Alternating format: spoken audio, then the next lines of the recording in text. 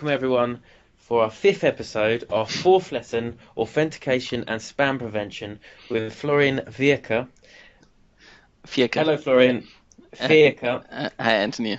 Fifth episode, fourth lesson. Exactly. That's really hard to pronounce. It is. It's a bit like of a tongue deliverability. twister. Yeah. Exactly. We'll get there in the end. So last lesson we looked at cyber attacks. This one we're more focused on, in fact, how as an industry do we look to prevent that and protect ourselves. Exactly. So before we start with that, I would like to start with a quick introduction from user perspective. So if you get emails and are really annoyed of that, what can you do personally?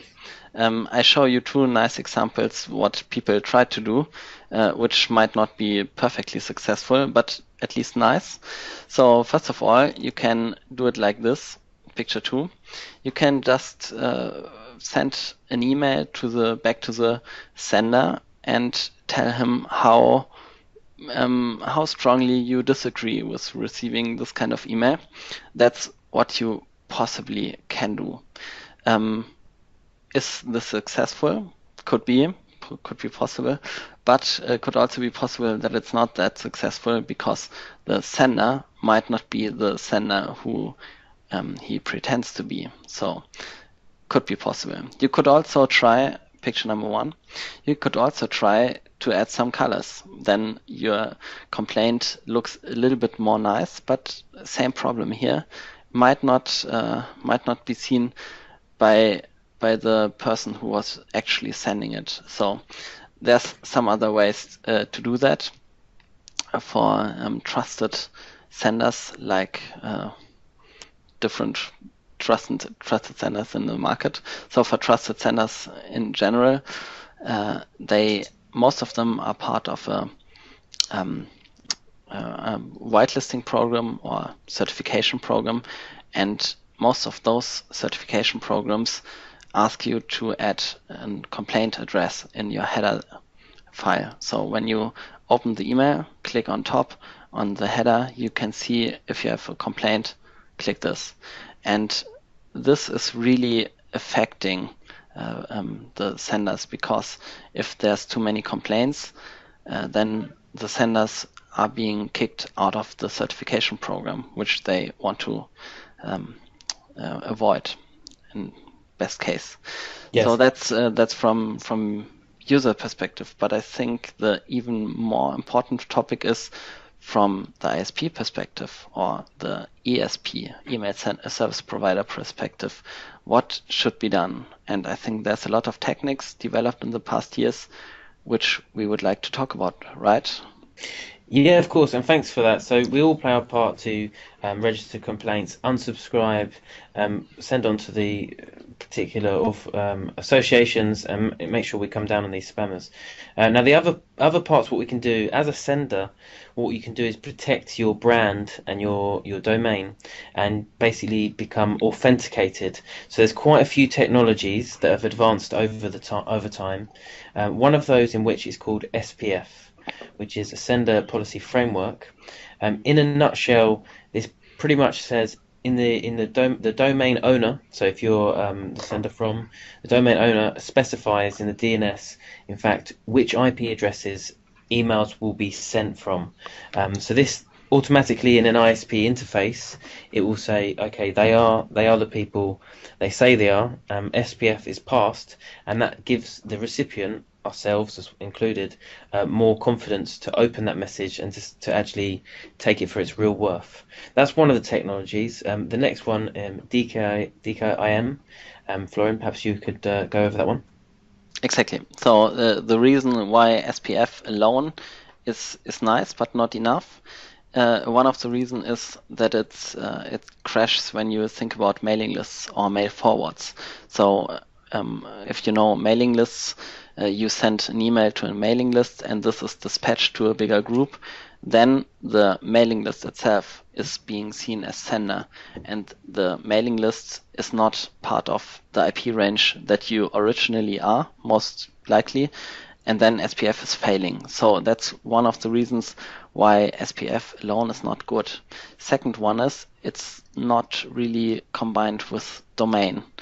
And DKIM or DKIM, how you want to pronounce it, is adding domain authentication. And this is important because ISPs are moving away from IP reputation, IP-based reputation, and moving towards domain-based reputation. And DKIM is a very important part of that. And with DKIM and SPF, you have IP reputation, you have domain authentication, and then when you get an email with valid signatures, SPF, DKIM, you can be sure that the email that was sent is not only from the receiver, from the sender who pretends to be the real sender, but you can also be sure that the content of the email has not been changed. And that's really key for avoiding phishing. And then there's another technology called DMARC I've heard of, right? Anthony, can you explain that one? Or do you want to? Yeah, of course. So thanks for that. So I think it's important to remember the foundation. So SPF, DKIM. Now DMARC, I would say, is a combination of the two.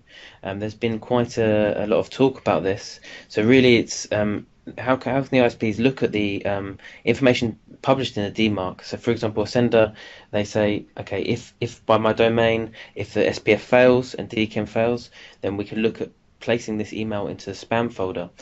And that's from a sender's perspective, communicating with the ISP, and then the ISP will look at how they should handle the emails like that. So that's the sender and the ISP working together, just to ensure that in certain situations they will manipulate the email as such. Now there's quite a few players on that today. Perhaps you can go over that point, Florian. Yeah, I will. So so who has been supporting DMARC, or really who has been founding it? Big players have been accounts like either really big players like Facebook or Yahoo, who have the power to identify the bad guys behind the phishing and can do something with the reporting information. Or on the other side, companies that are really focused on security and for whom phishing is a major problem. So if you think about banks or financial accounts, then phishing is much more a problem than if you just receiving email like an advertisement from a company, like an offer.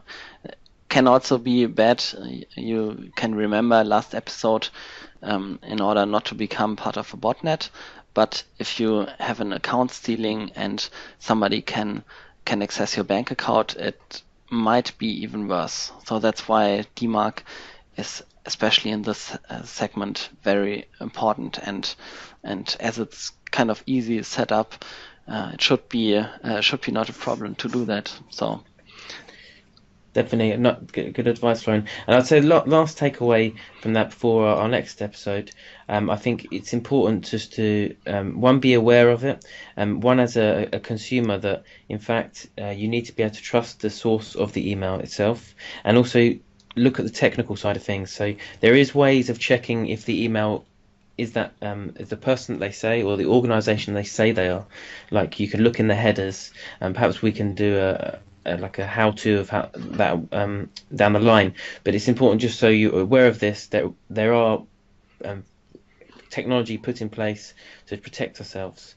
Now, talking about protection, it looks like we've gone attack, defense, and then on the attack again. So this leads us into our next lesson: spam traps and honey traps. Is there anything else you wanted to add there, Florian? No, not this week. Perfect. Well, then that's summary of a good lesson, and I hope you all enjoyed it. And please stay tuned for the next one. Thank you. Yeah, thanks, Anthony, for hosting this brilliant episode, and see you next week. Thanks, Florian. You too. See ya. Bye bye. Bye bye.